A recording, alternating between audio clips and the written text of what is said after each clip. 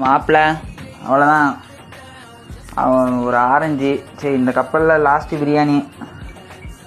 நான் இந்த கப்பலில் இன்றைக்கி ஞாயிற்றுக்கிழமை லாஸ்ட்டு பிரியாணிடா மாப்பிள்ளை. அதுக்கடுத்து அவ்வளோதான், வீட்டுக்கு போய் தான் பிரியாணி சாப்பிட்ணும். போய் காமிக்கிறேன் லாஸ்ட்டு பிரியாணி எப்படி இருக்குது, எப்படி சாப்பிட்டது, நல்லா இருக்கா இல்லையான்னு சொல்கிறேன். இது சும்மா தான் எடுக்கிறேன், ஏதோ ஒரு வீடியோ கணக்குக்கு தான் எடுத்து வைக்கிறேன், மற்றபடி வேறு ஒன்றும் இல்லை. லாஸ்ட்டு பிரியாணி எல்லா பேரும் சொல்லுவாங்களே கப்பலில் எனக்கு இன்னும் இத்தனை பிரியாணி பாக்கி இருக்குது, இத்தனை பிரியாணி பாக்கி இருக்குன்னு. அது மாதிரி எனக்கு இதுதான் லாஸ்ட்டு பிரியாணி. நெல் அது ஒரு ட்விஸ்ட் இருக்குது சொல்கிறேன். மாப்பிள்ளை வந்தாச்சுடா, க்ரூ மெஸ் ரூம் தெரியுதா? போய் பிரியாணியை காமிக்கிறேன் எப்படி இருக்குன்னு. மாப்பிள்ளை தெரியுதா? நான்வெஜ்ஜு, இது வெஜ்ஜுடா மாப்பிள்ளை. அவ்வளோதான். இன்னைக்கு ஆல்ரெடி சாப்பிட்டேன்டா மாப்பிள்ளை. வீடியோ எடுக்க செல்லு சார்ஜ் ஏற்றி விட்டு தெரியாமல் இங்கே வந்துட்டேன்.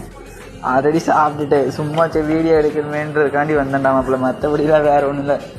நல்லா தான் இருந்துச்சு. இந்த பிரியாணி ஒரு டேஸ்ட்டாக இருக்குது, நம்ம பிரியாணி மாதிரி இல்லை, ஆனால் நல்லா இருக்குது. 2 பிளேட் சாப்பிட்டேன், 2 தடவை போட்டு சாப்பிட்டேன்.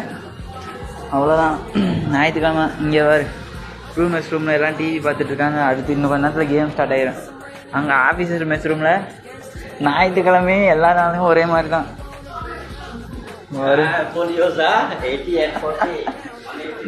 Okay sir.